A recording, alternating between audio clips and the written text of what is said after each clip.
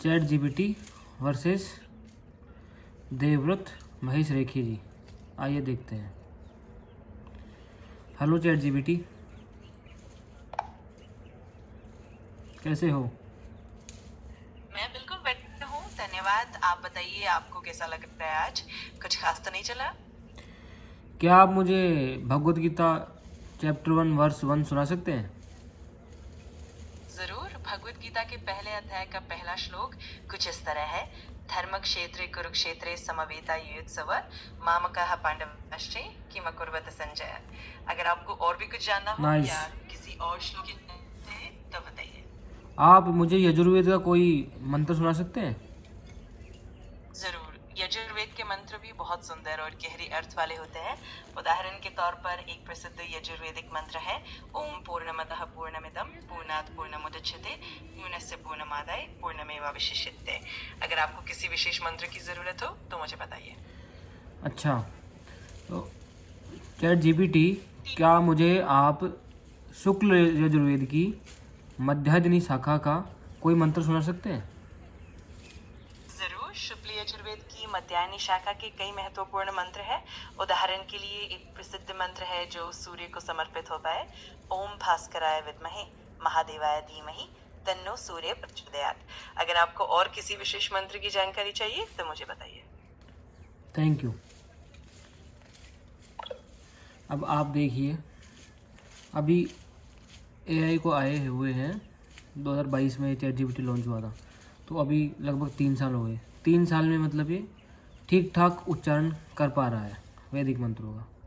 तो पहले होता था प्रिजर्व करने के लिए, मतलब दंड कर्म या अलग अलग कर्म में मंत्र और श्लोक याद करवाए जाते थे, ताकि क्योंकि लिखने के लिए कुछ होता नहीं था, तो बोल के गुरु शिष्य परंपरा के द्वारा श्रुति को, मतलब सुना हुआ स्मृति जो याद रखा गया, सुन के और याद रख के हमारे शास्त्रों को प्रिजर्व रखा जाता था।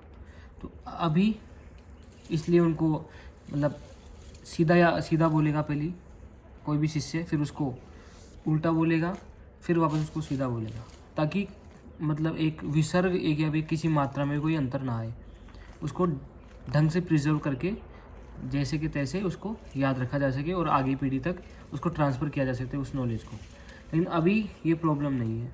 अभी हमारे पास लिखने के लिए ये सब कुछ पेन है, कॉपी है, जो भी है, और इसके अलावा अभी हम इसको सर्वर पे ऑनलाइन क्लाउड पे भी डाल सकते हैं। तो ये नॉलेज तो प्रिजर्व है। तो फिर क्या, जो भी तो मैं बोलना चाहता हूँ कि जो अभी चैट जीपीटी को 2-3 साल हुए हैं, लेकिन ये मंत्रों का उच्चारण अच्छे से कर पा रहा है। इसको अभी अच्छे से ट्रेन किया जाए तो जो देवव्रत महेश रेखी जी ने अभी जो रिकॉर्ड बनाया है 1000 साल में, मतलब 1000 साल के भारतीय इतिहास में केवल 2 ही लोगों ने काम किया है, और अभी उन्होंने ये काम किया है, तो ये काफ़ी सराहनीय काम है। लेकिन मैं बोलना चाहता हूँ कि कुछ ही दिनों बाद अगर हम अच्छे से एआई को ट्रेन करें तो ये वैदिक मंत्रों का उच्चारण अच्छे से कर सकता है। कौन से मीटर में बोलना है और उसका उच्चारण कैसे करना है, ये इसको मशीन लर्निंग के थ्रू अगर इसको ट्रेन किया जाए, ढंग से सिखाया जाए, तो जैसे उन्होंने 50 दिन के अंदर शुक्ल यजुर्वेद की मध्याह्निनी शाखा का 2000 मंत्रों का उच्चारण किया है दंड क्रम में, वो एआई भी कर सकता है, ये मेरा मानना है। और ये हो भी सकता है। ये मैंने इसके अलावा पहले भी पूछा था इसको, ये सब श्लोक मंत्र अलग अलग शास्त्रों के, तो इसने उच्चारण करके दिखाया था। तो अभी तो इसके हम ट्रेन करेंगे तो ये काफ़ी कुछ कर सकता है। दूसरी बात ये है, अब क्या ऐसा समझा जाए कि फिर उनका कोई रेलेवेंस नहीं है? मतलब अगर ये सब कुछ यही कर रहा है, एआई आर्टिफिशियल इंटेलिजेंस सब कुछ कर सकता है, तो फिर जो वैदिक मंत्रों का जो पारंपरिक तरीके से उच्चारण होता है उसका कोई महत्व नहीं है? ऐसा भी नहीं है। हमारे शास्त्रों में ही ऐसा आता है कि वैदिक मंत्रों का उच्चारण करने से हमारे एक तो पाप कटते हैं, हमारे हम जो अनंत जन्मों से हमने जो पाप किए हैं उनका नाश होता है, और हमारी आध्यात्मिक शुद्धि होती है, और हमारा मोक्ष का द्वार, मुक्ति का द्वार भी खुलता है। इसलिए वैदिक मंत्रों का उच्चारण अति आवश्यक है। और इसके अलावा जो भी पारंपरिक तौर से जो एआई से तो करवा नहीं सकते ना, जैसे कोई भी यज्ञ होता है, कोई हवन होम या पूजा इत्यादि होती है, तो इसमें एआई तो पार्ट करेगा नहीं, तो किसी पारंपरिक व्यक्ति की भी ज़रूरत है। तो कहने का मतलब यही है कि एआई इस पर्टिकुलर सेंस में काम आ सकता है कि हमारे जो पूरे वैदिक शास्त्र हैं उनका उच्चारण ये अच्छे से कर सकता है और उनको प्रिजर्व करके रख सकता है, उनको कैसे बोलना है, कौन से मीटर में बोलना है, इस प्रकार से।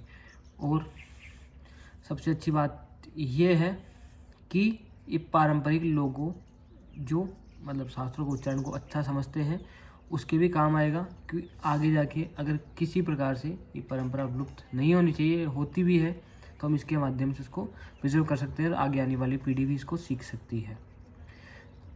तो उसका भी महत्व है जो देवव्रत महेश रेखी जी ने किया, क्योंकि उन्होंने अपने वॉइस, अपने ब्रेथ और अपने माइंड को परफेक्टली सिंक करके 50 दिन तक बिना कोई त्रुटि किए हुए ऐसे मंत्रों का निरंतर उच्चारण करना, ये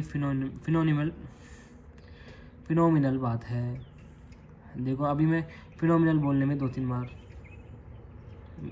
हो गया कंफ्यूज। तो फिर उन्होंने 50 दिन तक लगातार 10 से 12 घंटे 15 घंटे तक डेली उच्चारण किया है। कोई विसर्ग, कोई भी मात्रा, कोई भी शब्द को आगे पीछे बिना त्रुटि के अच्छे से बोला है। तो उन पे तो मतलब रिसर्च होनी चाहिए साइंटिफिक, मेरे अनुसार उन्होंने बहुत अच्छा किया है और हमें उसकी भी आवश्यकता है। और हमें जैसे अभी हमारे कई शास्त्र ऐसे हैं जिनका केवल अंग्रेजी में ही ट्रांसलेशन उपलब्ध है और कई का तो ट्रांसलेशन उपलब्ध ही नहीं है। जैसे हमारे ब्राह्मण इत्यादि ग्रंथ हैं, संहिताएँ हैं, कई आरण्यक हैं, उपनिषद हैं, जिनका कि या तो अंग्रेजी में ही ट्रांसलेशन उपलब्ध है या ट्रांसलेशन उपलब्ध है ही नहीं। तो हमें एआई हेल्प कर सकता है हमारे शास्त्रों को प्रिजर्व करने में और या उनको प्रोपेगेट करने में।